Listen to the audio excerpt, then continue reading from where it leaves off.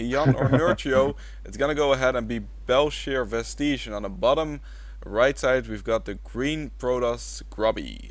And on the top Yes, side, we have the purple Grotus from Team Mouse Control. It's very Darkomicron. there we go. Um, yeah, I like this map for PvP. It's pretty broad, and taking it further is of course quite difficult, but the ramps kind of make it Tal'Darim altar-ish, as in that it's difficult to hold your natural from a big assault. There's no actual ramp directly to the natural. You can engage from several sides. Um, and yeah, are we going to see Stargate this game? Because, like we mentioned, that's kind of the new meta, and Grubby likes it. And if you watch his stream, you know he does. Oh my god, Grubby is green this time and Darkomicron is purple. How dare these people. Yep, it's always like after the gas gets taken, you'll see a little bit of variations going into the build. On this map, obviously, because it's so big, you would expect Phoenix to be very good, but on the other side, you can counter that. And I don't know, there's always so much mind games going on in PvP, because you get that scout off, you always get a probe inside the base, you know what your opponent's getting early on, and once that Yeah. probe's dead, you're like, okay, now I'm gonna throw down everything I didn't want him to see.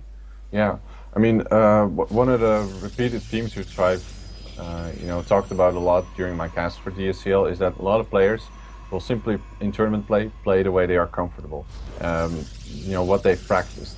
And no, not necessarily at this level, but at the most level of the DSCL, we see that this causes players to repeat builds, even in the best of three, or even some players to do the same build 3 times in the best of three, which is uh, from my perspective, as far as I can tell, kind of unusual. But once you realize that's when they are at their strongest, then it makes total sense.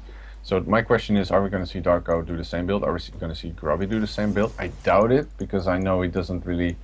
DTs for him is more of a deviation from his normal style.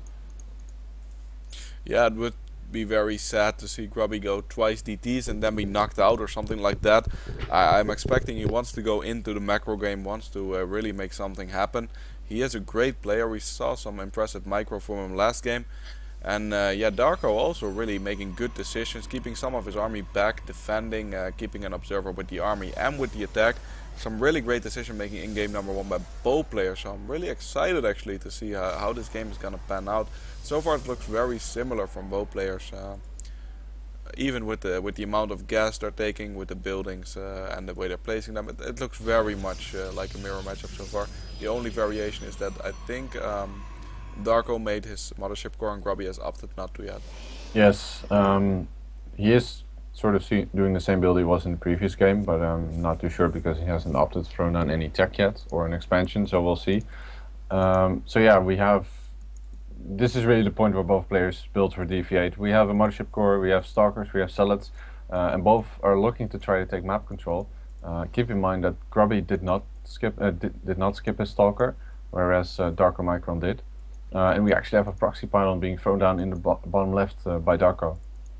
Yeah, proxy pylon going down, but I think Grubby actually almost sees that right there. There's a probe hidden behind the bush there as well. Ooh, we have a Barely bit of a doesn't see it. skirmish. Little skirmish going on. The stalker does take a little bit of shield damage, but no hull damage, so it's not too bad. Yeah. Nice position on the mothership core from Darko, and 2 extra gateways being added, and we see a Stargate from Grubby. Very Grubby-esque to go for the Stargate early on, and this pylon did get spotted, so Stalker will pick that up in the bottom side of the map.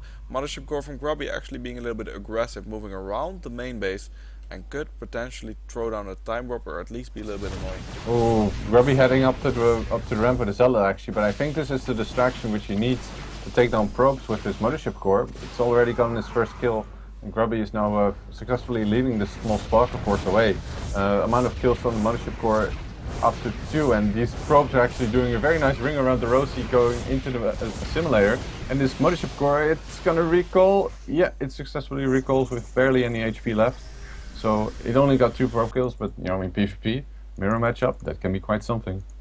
Yeah, that mothership core actually was doing quite a good job. Also, just being a little bit annoying. And if you want to pick any of the workers off, it's the guys in gas, because that's like the most valuable ones, getting the resources you really need as a Protoss player.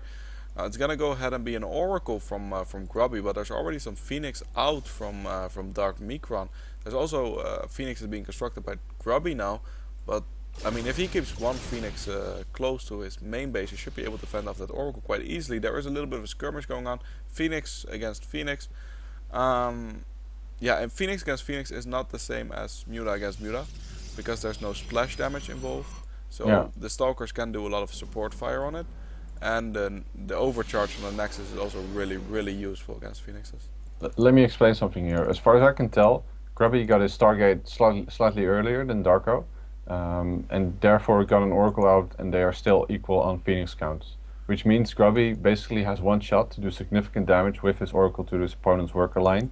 And as you can see, he's darting around at the front, trying to bait his opponent's army out in order so he can get some access to his opponent's mineral line. The Phoenixes do leave, and they might scuffle with these Phoenixes, but the Stalkers will actually out DPS them by quite a lot. And now the Oracle does go in with the Phoenixes left, and it gets a few kills. I didn't really check how many, I think only 2. So Darko puts up a good defense, actually activates Photon Overcharge the moment Grubby goes up the ramp. And this pressure from Grubby doing mostly economical damage. Yeah, I mean, that was a really good decision by Darko, actually cancelling that Nexus and just defending the main base, because Grubby didn't expand either. Now, he doesn't know that, but still, that was a really good call. There's also a pylon from Darko on the map. He could do some sort of counterattack from that point. We'll see if he warps in anything there, though. But right now, he's playing very defensive, and Grubby has all the map control. That's okay for now, but he should get it back. Yep, he's gonna throw down the Nexus. He needs to know what's going on, because Grubby has all the intel right now. He's in the leading position. Yeah, this map control, as we're looking at it right now, is going to be all about numbers and mobility. If either player has the superior Phoenix account, that will technically give him map control. But you have to keep in mind that Phoenixes also die the Stalkers, well, not necessarily quickly, but they can die rather quickly.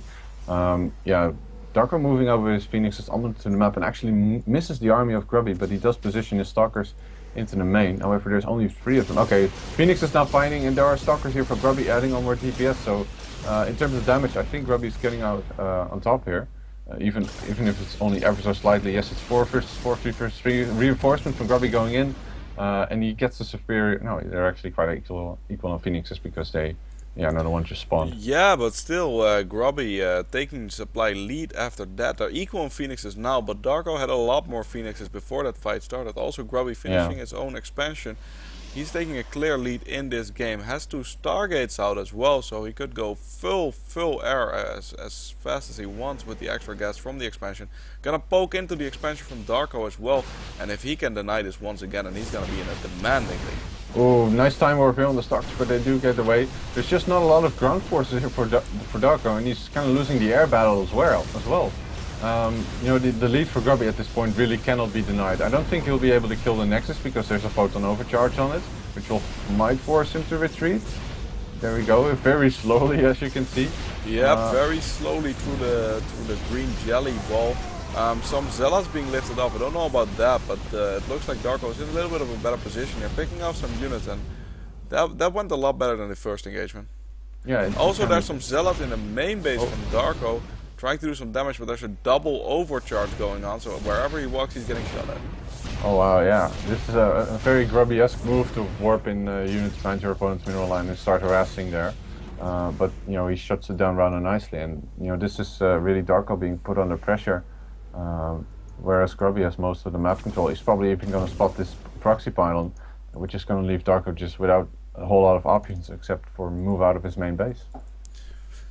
Yep, he did go for a small counterattack there, but yeah, even though it did force a lot of energy from that mothership core, it didn't do that much damage. Darko gonna warp in. You know what? You got 1 zealot, I got 2. Get out, and he will force that out, but Grubby already spotted that pylon, so we'll take that out eventually. If we go to the unit step right now, let's see, it's 42 against 30 workers, and that's really where it's gonna go at, because Grubby is just so far ahead in the economy. Darkomicron really has to make something happen there. Yeah, he's trying to catch up. He's chrono boosting his next side. But the question is it perhaps too little too late? Well, of course you don't want to call that this early in the game. But like I mentioned, Grubby's lead is substantial, taking out the last proxy pylon here for Darko, leaving him with very little options.